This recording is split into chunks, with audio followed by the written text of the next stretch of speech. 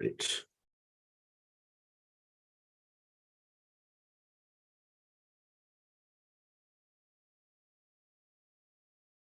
And check to make sure we are streaming.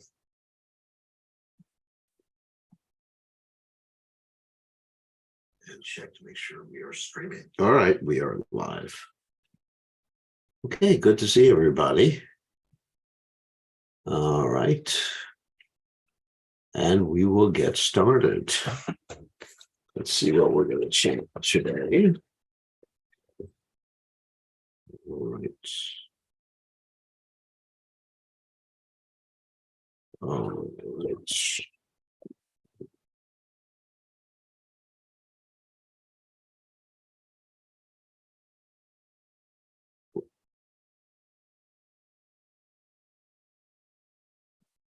Okay, we'll chant Arunodaya Kirtan Part 1. Okay.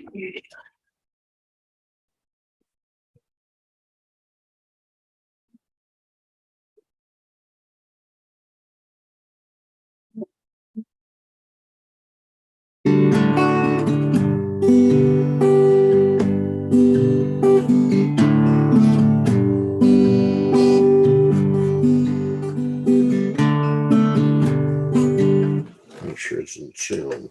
Seems to be a little off. Yeah.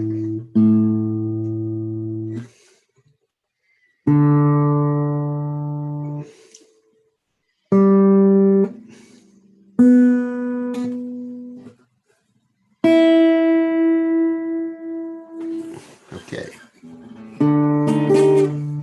Whoop.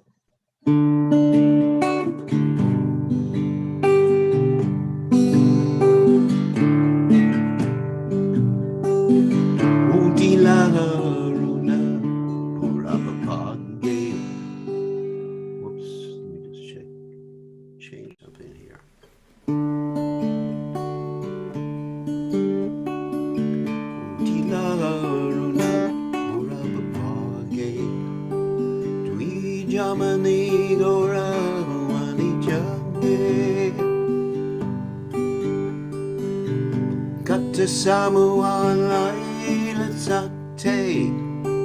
Gaila Nagara Braje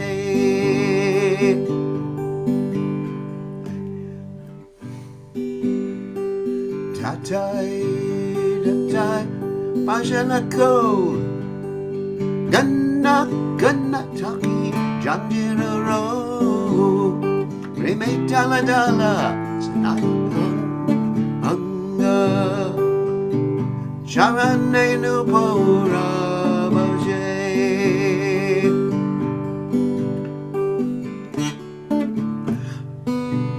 Brema, Breme, Dalala, Sanada Langa, Aninu Pura Boje, Kunda Madava Yadava Pori, Ole Une Polore, Matana Bore,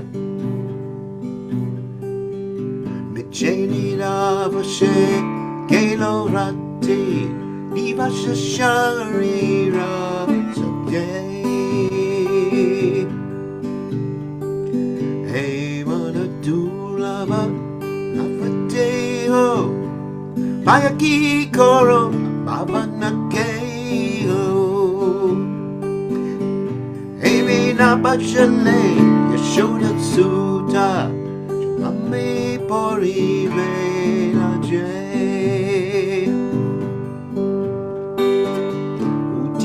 Tapana Oile Asta Tino Goile Bole Oile Basta Tabe Kino Oile Alasa Oe Napajare Noia Raje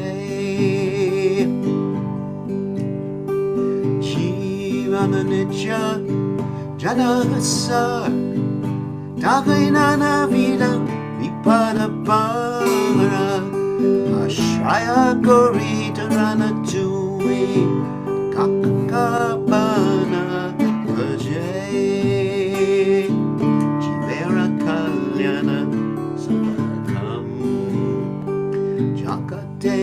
se e madhura nam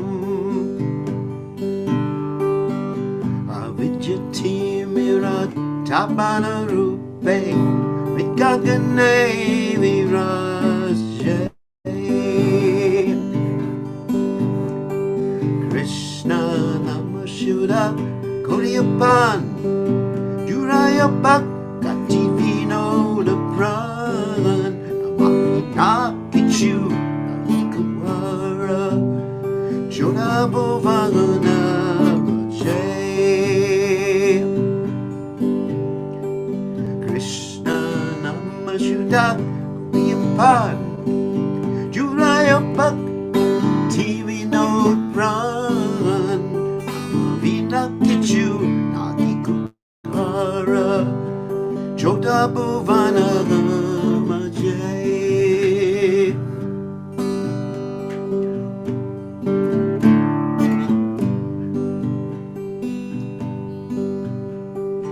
Ulila Runa Purababake Juijamane Amani Jage Katasamuha Oila Sate Yela Nagara Jay Namaho Krishna Pradaya Krishna Prasthaya Bhutalaya Shrimate Bhakti Vedanta Samaniti Namane Namaste Saraswati Deve Mani Pracha Nai Nivasesha Vane Shajatis Taranai Sri Krishna Chaitanya Prabhu Nityananda Sri Advaita Katana Siva Sadhane Gaurmati Vrinda Krishna Krishna Krishna Hare Hare Hare Rama Hare Rama Rama Rama Hare Hare Prabhupada Prabhupada Jaya Prabhupada Prabhupada Prabhupada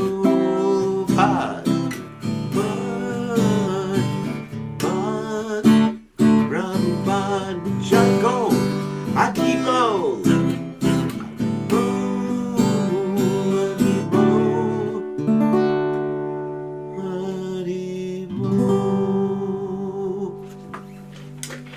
Jai Om Vishnu Pad Paramahansa Paradikacharya all Stotera Satashi Shrimad His Divine Grace Abhaya Chalanad Bhaktivedanta Goswami Srila Prabhupada Ki Jai Anandakoti Vaishnava Vrinda Ki Jai Namacharya Shilahila Thakur Ki Jai Param Se Kaho Shri Krishna Chaitanya Prabhu Nityananda Shidwaita Gadadha Shivasadi Gaur Bhakta Vrinda Ki Jai Shri Shri Radhakrishna Gopi Gopinath Shaima Kunda Radhakunda Giri Govardhan Ki Jai Vrindavanam Ki Jai Maturadam Ki Jai Jagannath Swami Ki Jai Yamunamai Ki Jai Shrimati Lasi Devi Ki Jai Samaveda Bhakta Vrinda Ki Jai Gaur Premananda Hari Haribol all glory is the assembled devotees, all glory is the assembled devotees, all glory is the assembled devotees, all glory is to Shri Guru and Gauranga Srila Prabhupada Ki Jai.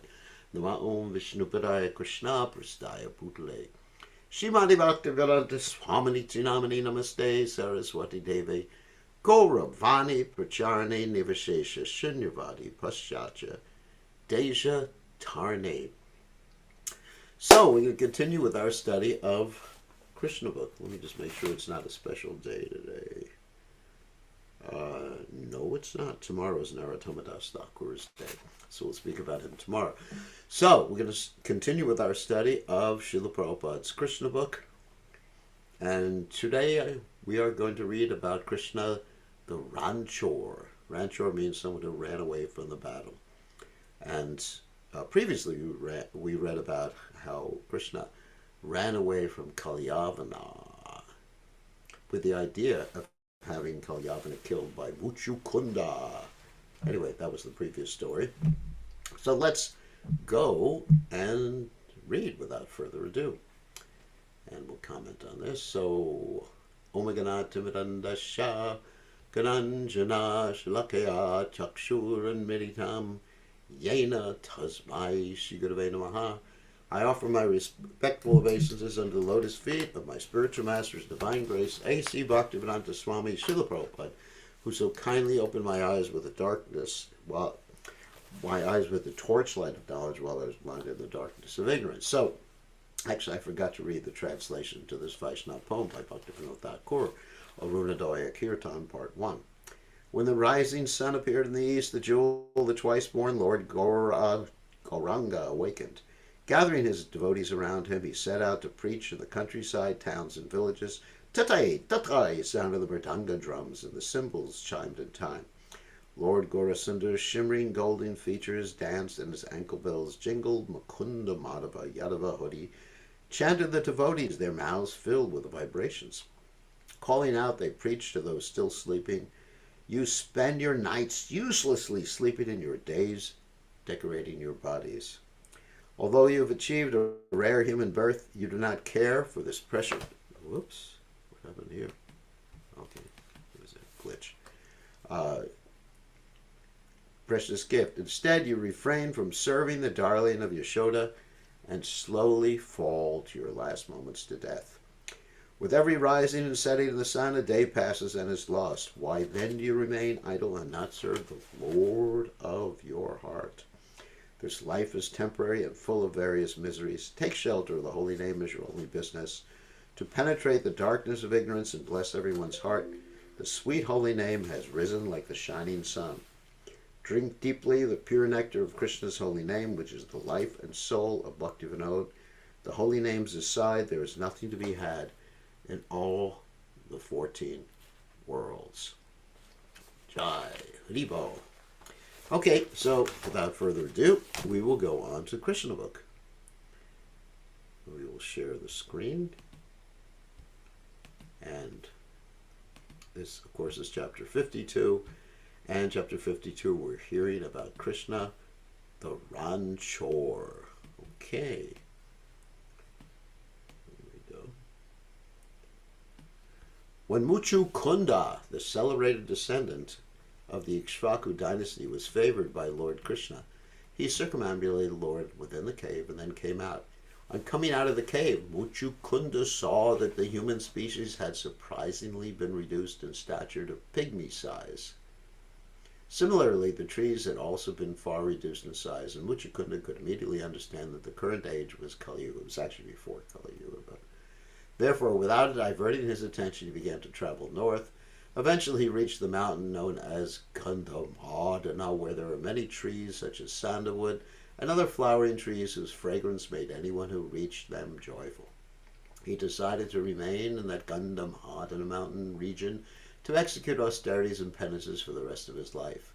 It appears that this place is situated in the northernmost part of the Himalayan mountains, where the abode of Narayana is situated. This place is still existing and is called Ashrama. In Ashrama, he engaged himself in the worship of Lord Krishna, tolerating all kinds of pains and pleasures and the other dualities of this material world. So, anyway, so this is Kali Yuga. So, Lord Krishna returned to the vicinity of Mathura, where he fought with the soldiers of Kalyavana and killed them one after the other. After this, he collected all the booty from the dead bodies, and under his direction, it was loaded on bullock carts and brought back to Dwaraka. Meanwhile, Jarasandha again attacked Mathura, this time with bigger divisions of soldiers numbering 23 Akshahinis. Oh my God, that's practically hundreds of thousands of elephants. Unbelievable. Lord Shri Krishna wanted to save Mathura from the 18th attack of the great military divisions of King Jarasandha. To prevent further killing of soldiers and to attend to other important business, Lord Krishna left the battlefield without fighting. Now for Kshatriya, that's really heavy. And, Krishna actually instructed Arjuna that if you do this, everyone will make fun of you and they will call you Lagavan. Light. Just a lightweight baby. That's what they'll call you. So Krishna did it. That shows his extreme renunciation. Renunciation because he's not interested in prestige. Because he has it all. And so what does he need prestige for? Let me just make sure we're loud enough. I just want to increase the volume a little bit. There we go. What does he need prestige for? He doesn't. So, actually, he was not at all afraid, but he pretended to be an ordinary human being frightened by the immense quantity of soldiers and resources of Jarasandha. Without any weapons, Krishna left the battlefield. Although his lotus feet were as soft as the petals of a lotus flower, he proceeded for a long distance on foot. This time, Jarasandha thought that Krishna and Balarama were very much afraid of his military strength and were fleeing the battlefield. He followed them with all his chariots, horses, and infantry. He thought Krishna and Balaram to be ordinary human beings, and he was trying to measure the activities of the Lord. Due to this pastime, Krishna is known as Ranachor, which means one who has left the battlefield. In India, especially in Gujarat, there are many temples of Krishna known as temples of Ranachoraji. Ordinarily, if a king leaves the battlefield without fighting, he is called a coward. But when Krishna enacts this pastime, leaving the battlefield without fighting, he is worshipped by the devotees. Because that's one of the opulences he's renounced, even though he has all strength. Remember, Bhagawan means full of all opulences. Even though he has complete, absolute, unlimited strength, still he left. Wow, that is extreme renunciation. So even though Krishna has the whole material world, as they say in that song, he's got the whole world in his hands. Anyway, so he owns the whole world, can do anything with it he wants. He's not interested in it. Whereas we are so interested in enjoying this world. A demon always tries to measure the opulence of Krishna, whereas a devotee never tries to measure his strength and opulence, but always surrenders unto him and worships him. In other words, sometimes even immature devotees will say, how much opulence, how much strength does Krishna have? Well, if you do, you're not really advanced. By following the foot, or if you say, how is it that Krishna married 16,108 princesses? Impossible. No, he's God. As Prabhupada said, we say that Krishna only married 16,108 princesses. It's nothing. He had a palace for each and every one of them. By following the footsteps of pure devotees, we can know that Krishna the Ranachorji left the battlefield not because he was afraid, but because he had some other purpose. The purpose, as it will be revealed, was to attend to a confidential letter sent by Rukmini, his future first wife. Krishna's leaving the battlefield is a display of one of his 6 opulences. Krishna, which is what I said. Krishna is the supreme powerful, the supreme wealthy, the supreme famous, the supreme wise, and the supreme beautiful. Similarly, he is the supreme renouncer. Srimad Bhagavatam clearly states that he left the battlefield in spite of having ample military strength. Even without his militia, he alone easily would have been sufficient to defeat the army of Jarasandha as he had done 17 times before. Therefore, his leaving the battlefield is an example of his supermost opulence, renunciation. That means he doesn't need anything, he doesn't need anyone. And actually, he could have killed Jarasandha just by wishing, because he's in everyone's heart. He could have stopped the heart of Jarasandha. He could have just said, okay, heart, stop. And Jarasandha would have keeled over with a massive coronary, and there would be nothing they could do. to bring him back to life. They tried to shock his heart back to life. They wouldn't have been able to bring him back to life because Krishna's in the heart. He's able to do anything. After traversing a very long distance, the brothers pretended to become tired. To mitigate their weariness, they climbed up a mountain many miles above the sea level. This mountain was called Pravarshana due to constant rain, for the peak was always covered with clouds sent by Indra. Jarasandha took it for granted that the two brothers were afraid of his military power and had hidden themselves at the top of the mountain. First he tried to find them, searching for a long time, but when he failed, he decided to trap and kill them by setting fires around the peak. He therefore surrounded the peak with firewood and set it ablaze. As the fire spread more and more, Krishna and Balarama jumped from the top of the mountain down to the ground, a distance of 88 miles. Well, doesn't necessarily mean that the mountain was 88 miles high. It means they jumped and they could have gone a horizontal distance too.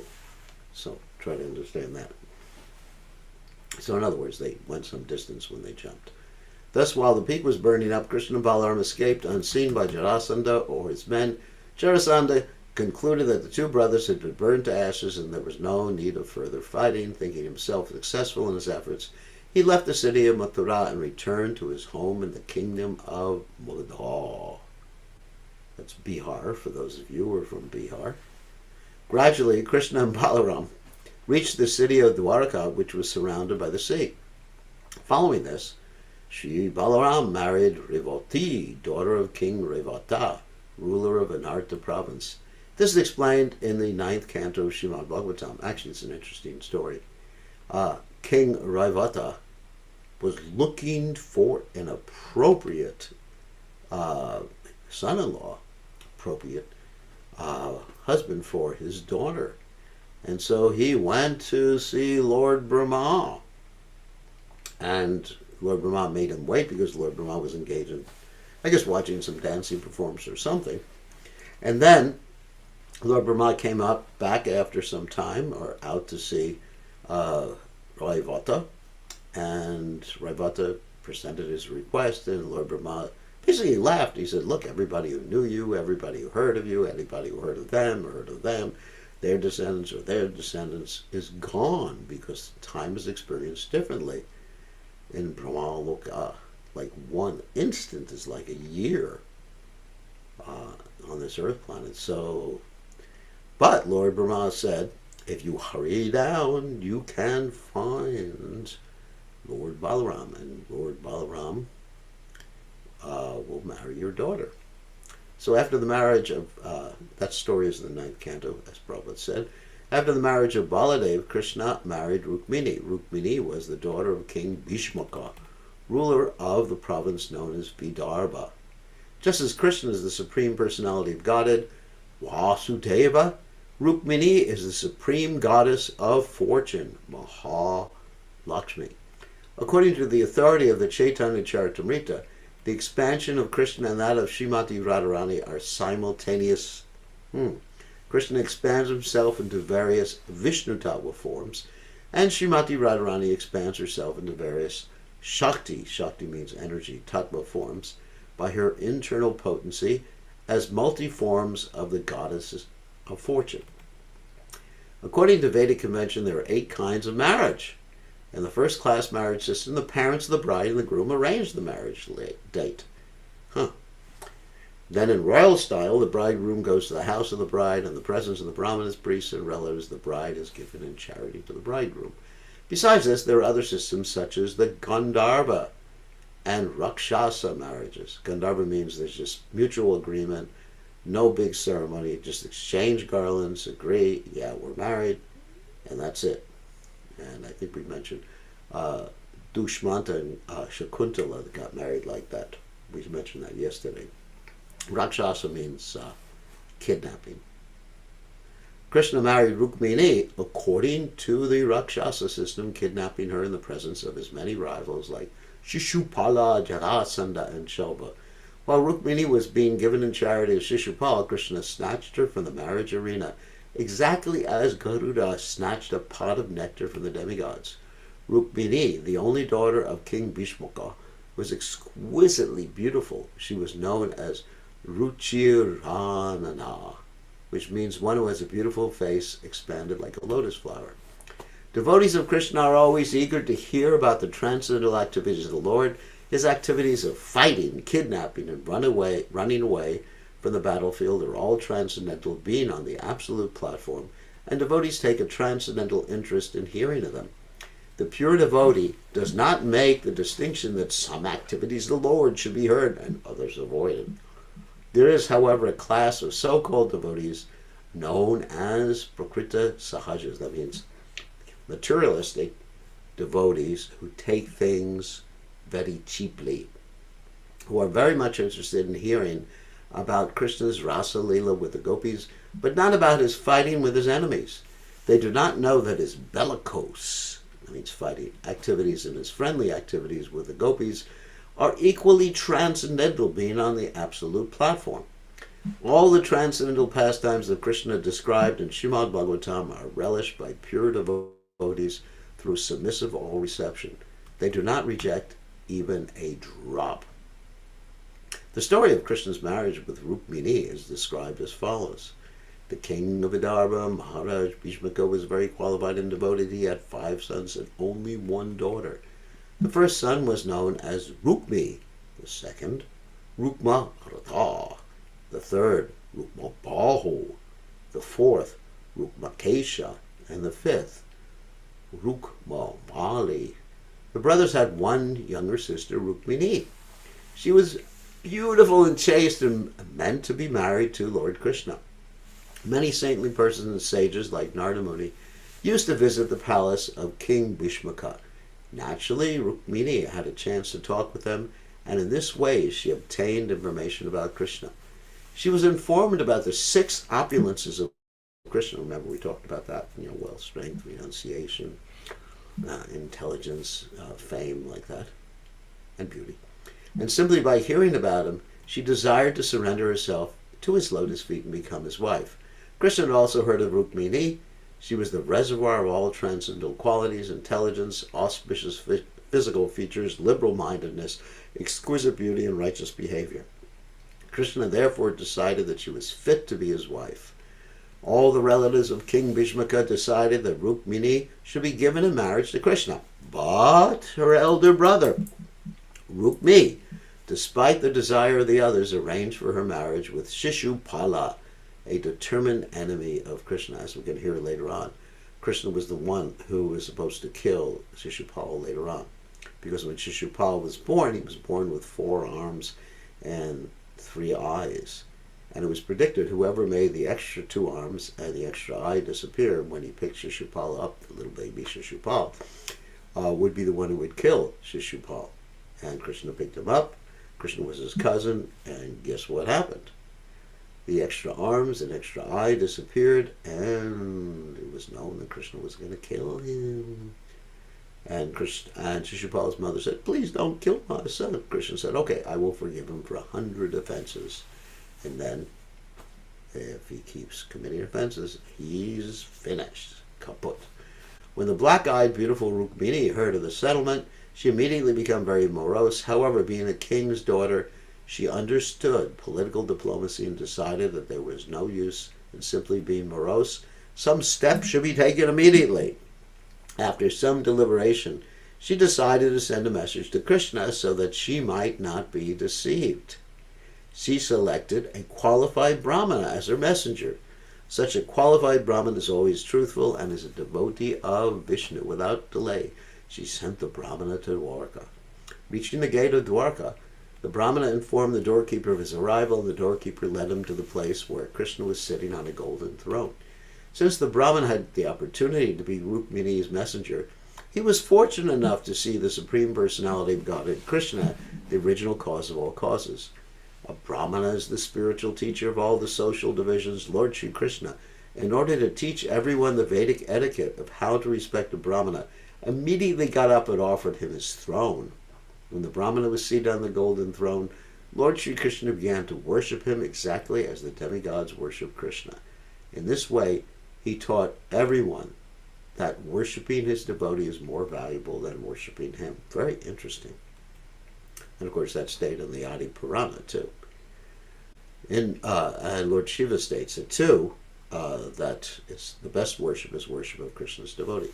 In due time, the Brahmana took his bath, accepted his meal, and lay down to rest on a bedstead completely bedecked with soft silk. As he was resting, Lord Shri Krishna silently approached and with great respect put the Brahmana's legs on his lap and began to massage them. In this way, Krishna appeared before the Brahmana and said, "My dear Brahmana, I hope that you are executing the religious principles without difficulty and that your mind is always peaceful."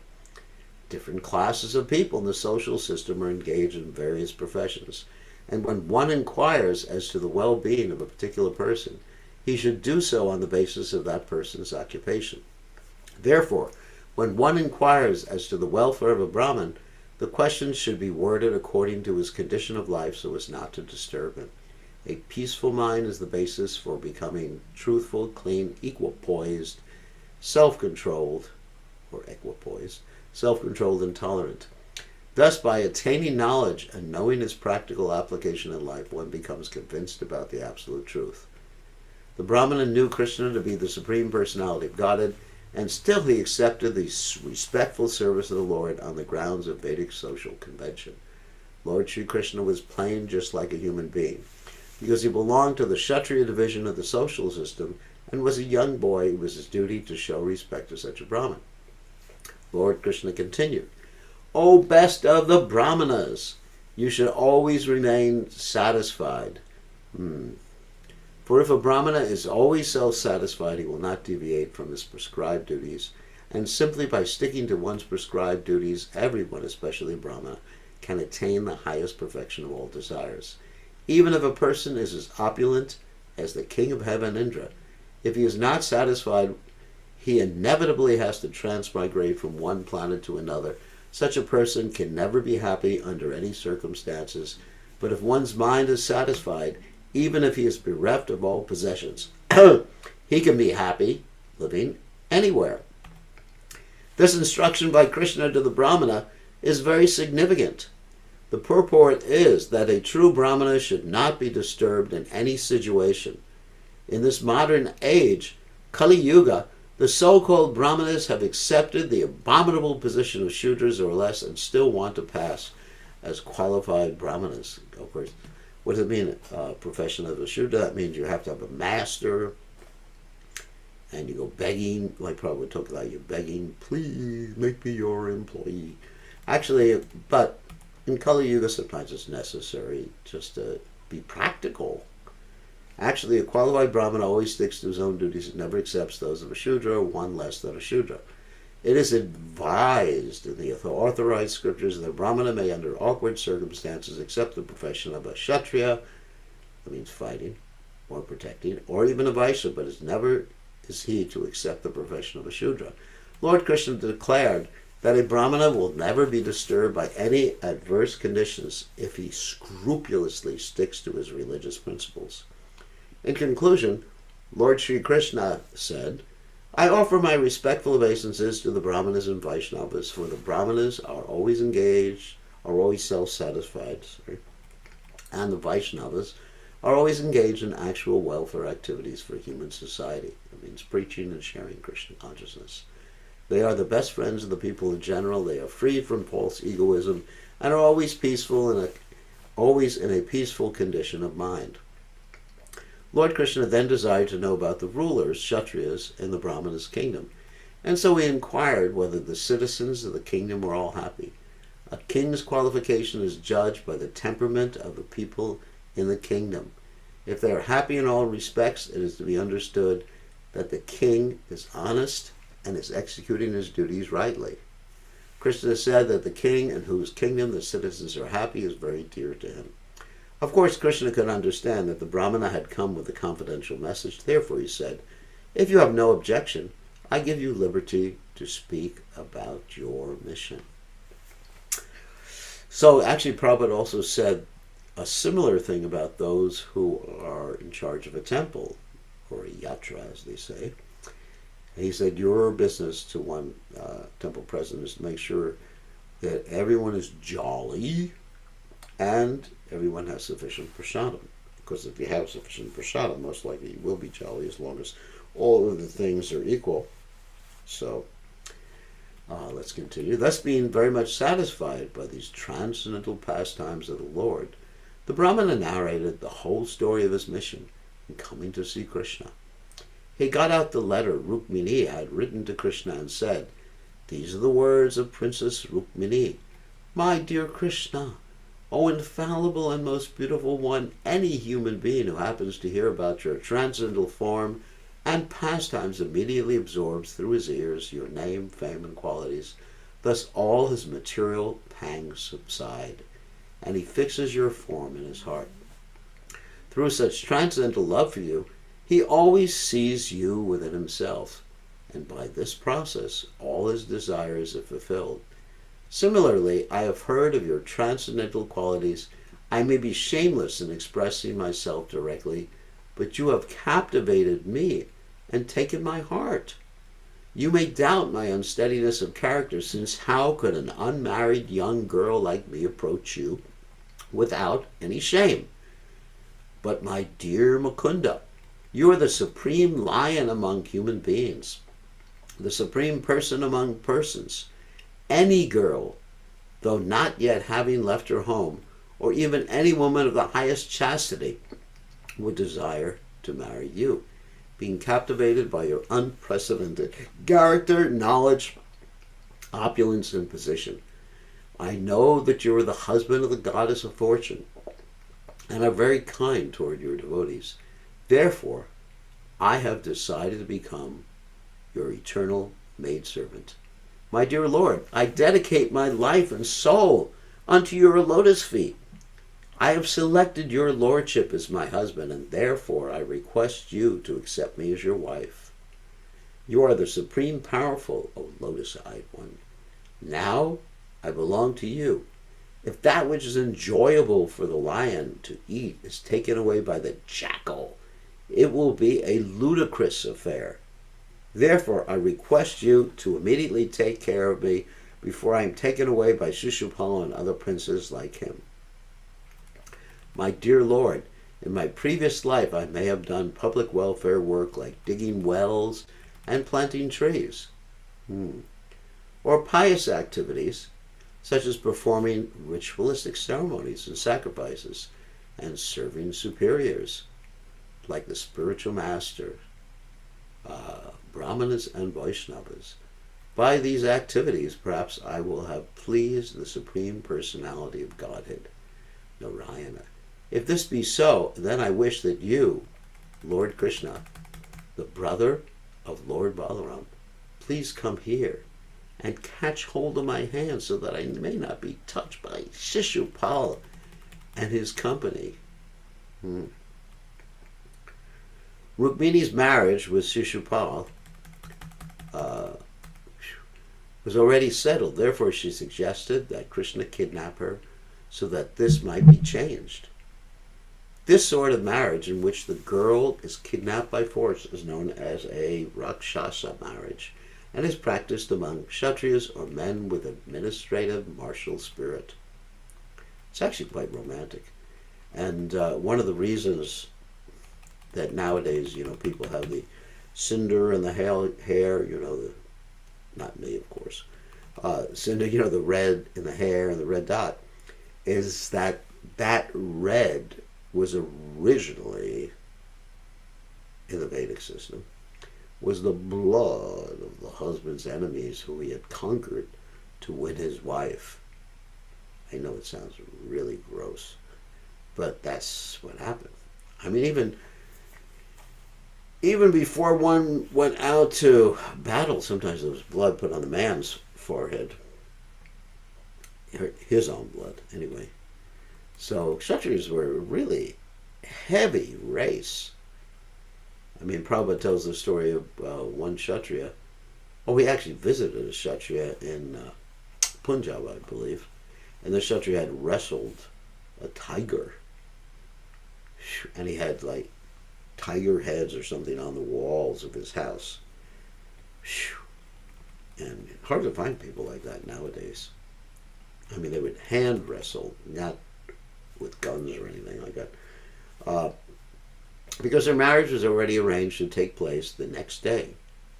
Rukmini suggested that Krishna come there incognito to kidnap her and then fight with Shishupal and his allies, like the king of Magadha, Jarasandha. Knowing that no one could conquer Krishna, who would certainly emerge victorious, she addressed him as Ajita, the unconquerable Lord. So this is all Rukmini's plan.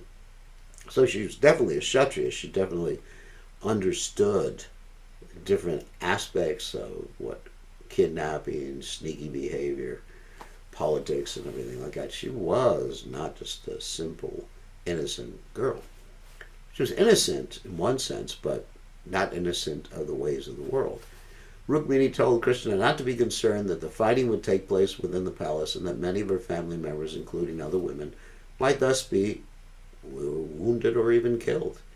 As the king of a country thinks of a diplomatic ways to achieve his object, Rukmini, being the daughter of a king, was diplomatic in suggesting how this unnecessary and undesirable killing could be avoided. She explained that it was the custom of her family to visit the temple of goddess Durga, their family deity, before marriage. And Prabhupada explains the Kshatriya kings were mostly staunch Vaishnavas worshipping Lord Vishnu in either Radha Krishna or Lakshmi Narayan form. Still, for their material welfare, they used to worship goddess Durga. And you can see that in Bengal. There was a Durga Mandap, means a little temple outside the house, outside of many Vaishnavas' houses. So they never made the mistake, however, of accepting, in other words, it was outside the house. The actual temple was inside the house. They never made the mistake, temple to Vishnu. They never made the mistake, however, of accepting the demigods as the Supreme Lord on the level of Vishnu Tattva, as do some less intelligent men. To avoid the unnecessary killing of her relatives, Rukmini suggested that it would be easiest for him to kidnap her while she was either going from the palace to the temple or else returning home. She also explained to Krishna why she was anxious to marry him, even though her marriage was to take place with Shishupal, who was also qualified being the son of a great king. Rukmini said that she did not think anyone was greater than Krishna, not even Lord Shiva. She knew the truth, who was known as Mahadeva, the greatest of all demigods. Lord Shiva also seeks the pleasure of Lord Krishna in order to be delivered from his entanglement in the quality of ignorance within the material world. Although Lord Shiva is the greatest of all great souls, Mahatmas, he keeps on his head the purifying water of the Ganges, which emanates from a hole in this material universe made by the toe of Lord Vishnu. Lord Shiva is in charge of the material quality of ignorance, and to keep himself in a transcendental position, he always meditates on Lord Vishnu, or Krishna, and always tries to purify himself by the waters of the Ganges. Therefore, Rukmini knew very well that obtaining the favor of Krishna was not easy. Since even Lord Shiva must purify himself for this purpose, surely it would be difficult for Rukmini, who was only the daughter of a Kshatriya king. Thus she decided to dedicate her life to observing severe austerities and penances, such as fasting and going without bodily comforts. If it were not possible in this lifetime to gain Krishna's favor by these activities, she was prepared to die from such austerities and to undergo similar difficulties lifetime after lifetime. Wow. In the Bhagavad Gita it is said that pure devotees of the Lord execute devotional service with great determination, Dridhavrata. Such determination, as exhibited by Rukmini Devi, is the only price for purchasing Krishna's favor. One should be strongly determined in Krishna consciousness, and that is the way to ultimate success.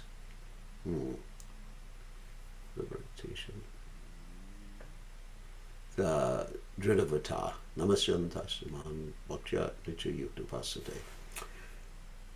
So the devotees worship Krishna with firm determination. After relaying Rukmini Devi's statement to Krishna, the Brahmana said, "My dear Krishna, chief of the Yadu dynasty, I have brought this confidential message for you from Rukmini. Now it is placed before you for your consideration. After due deliberation, you may act as you please, but if you want to do something, you must do it immediately. There's not much time left for action, because there's quite a large distance between Dwaraka and Vidarbha, which is where Rukmini was under the care of her father, Bhishmaka. So thus ends the Bhaktivedanta purport of the 52nd chapter of Krishna, Krishna, the Ranachor. Sometimes I pronounce it Ranchorji, or people pronounce it Ranchorji, or Ranachora. Chora means to steal. Anyway, it also means to run away. It's interesting. I mean, I'd like to hear the etymology of this word, Ranachor or Ranchor. So, on that happy note, we came to the end of this chapter, chapter 52, and thus we will take questions, and tomorrow we will continue, if Krishna desires, with chapter 53. How about that? Okay. So, I'm going to allow you to unmute yourselves, and you are unmuted. You can type in the chat window, or you can raise your hand, or you can unmute yourself, which Rakesh just did. Okay, Rakesh, Haribol. Haribol, Gurudev. Gurudev, I have a very simple question. I read yesterday's chapter about Muchukanda, and the thing stood out to me was Garg Muni. He keep saying, he took the Garg Muni's name twice while addressing Krishna. Yeah. How could he have met Garg Muni while he was asleep? Because how old was the Garg Muni? Like, has he left for, because he was slept for thousands of years. Yeah, Garg Muni is an ancient sage, has lived for millions, perhaps millions or thousands of years. Okay. You know, some of these great sages, they're what we call Chiranjeev. Chiranjeev means long time. Like Jambavan, for example, who is present in the Ramayana story and also Krishna's story, was the son of Lord Brahma, and he had seen Lord Ram's pastimes many, many times before. Actually, incidentally, Jambavan is not a bear. Prabhupada said that. You know, generally in these movies, you know, the Hindi movies, you see Jambavan is portrayed as a bear. He's not a bear. He's Riksharaj. He's the king of the bears. And those bears are like semi-human, almost like Neanderthals, if you understand what I mean. They're not exactly like the grizzly bears we have today. Grizzly bears or the black bears or the polar bears or like that. There are different types of bears. Anyway, so that's Jambavan. So anyway, we find many of these personalities, they live a very long life. I mean, Lord Brahma. Anyway, these are special personalities. I mean, what can I say? Very, very special personalities. They are indeed. So anything's possible for these great personalities. I'm not actually concerned that it's impossible for that to be, because anything's possible, especially with Krishna and these higher entities. Okay, here's a question from Rishikesh, the controller of the senses, Ishvara, Rishi Ishvara. So, how to develop strong determination to get favor from the Lord? You associate and hear from people who have that strong determination, like you hear Prabhupada's classes or read Prabhupada's words. And then that spiritual Bhavanti Ritkarna Rasayana Kata Tajoshadashu Apavarga Vartmani Shradara Tirvakti Anukramishati goes from your ear, Ritkarna Rasayana Kata, into your heart and just enlivens you. Just like if there's a really amazing kirtan, you get very enlivened. So, you know, if one is attached always to the spiritual energy, Vishuddha Sattva, one will be enlivened and determined. And also, to understand what your goal is, you know, do some strategic planning. What is my mission statement? life's mission statement and what is the strategic mission statement. Just like you have strategic planning. So, where do I want to be? And then you think about smart goals within a certain amount of time, achieving a certain amount of, I guess, spiritual advancement or something in the service of your spiritual master and Krishna. So, yeah, bkgoswami Kuranandana. Actually, Bahu Shaktis Pranantaschat. So, Vyavasayat Mika Buddhire Keha Kuranandana, Krishna says in the Gita, second chapter. Those are on the path are one pointed and their determination is one. So you really got to fix their goal, cultivate the mode of goodness, because one, in the mode of goodness, his determination is fixed by his yoga, his connection with Krishna. One who's in the mode of passion, his determination is fixed by his desire to acquire material things. And one in the mode of ignorance, his determination never goes beyond dreaming, sleep, procrastination, like that. So that's how you develop determination. It's easier said than done, I can tell you that. Yep. So, who else has a question?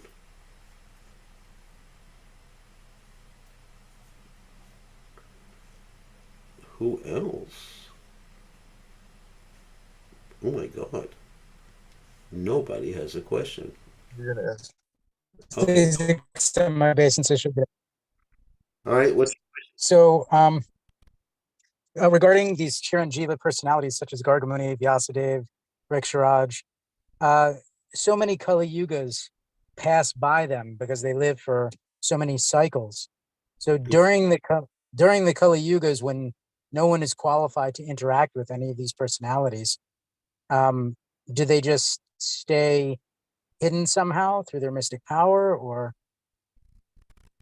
Well, I mean, there are people who are qualified to interact with them. There's Kali Yuga, and we had Madhvacharya go to see Vyasadeva. Yeah, so that's the rare exception.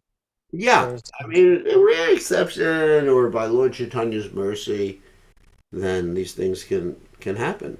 So, or they may go to other planets. I mean, they can figure out where to go. Most of them are not confined to one particular planet or location. I see. Obviously, if they're Chiranjeeva, then they probably have the mystic power of being able to transport themselves to other places. Mm. Probably. I would assume so. I mean, Jambava. They can take whatever remedial measures they want to Yes. avoid having to deal with us. Well, maybe they want to deal with us and save us. They are compassionate. So sometimes they may take birth on the earth planet. Lord Chaitanya's associates like that. Ah. Very compassionate. Or, someone like Bhaktivinoda Thakur, Srila Prabhupada, Bhaktisiddhanta Saraswati Thakur, Gorkashuras Babaji Maharaj. I mean, these could be great personalities. I mean, they are great personalities. These could be Chiranjeevas who decided to appear in a particular form to help us in Kali Yuga. Wow, that's wonderful.